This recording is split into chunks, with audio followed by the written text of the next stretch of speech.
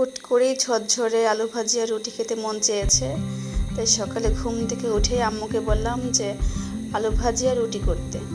তাই মাকে যখন বলেছি, তাই আম্মুর সাথে সাথেই আলু ভাজি আর রুটি বানানো শুরু করে দিয়েছে। এখানে 2 ধরনের আটার রুটি বানানো হচ্ছে।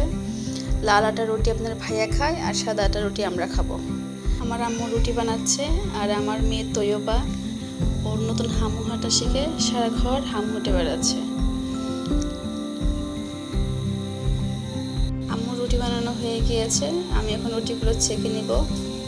আসলে বাচ্চা নিয়ে বাসায় একা থাকার কারণে তেমন রুটি খাওয়া হয় না, তাই হুট করে আম্মুকে বললাম যে রুটি বানাও, তাই আম্মুর সাথে সাথেই বানানো শুরু করে দিয়েছে।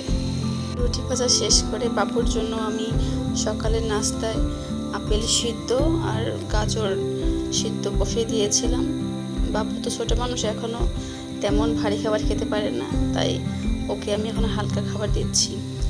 সকালে নাস্তা খাওয়া শেষ করে আম্মু কিছু পিঠা বানিয়েছিল, আমি তো খাওয়ার সময় পাইনি, তাই একটু পরে আমি পিঠাটা খেয়েছি। আসলে পিঠাটা খুবই মজা হয়েছিল।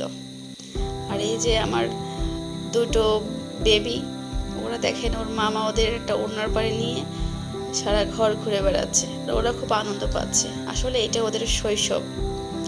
তাই আমার ভিডিও আজ এই পর্যন্তই। সবাই ভালো থাকবেন। আল্লাহ হাফেজ।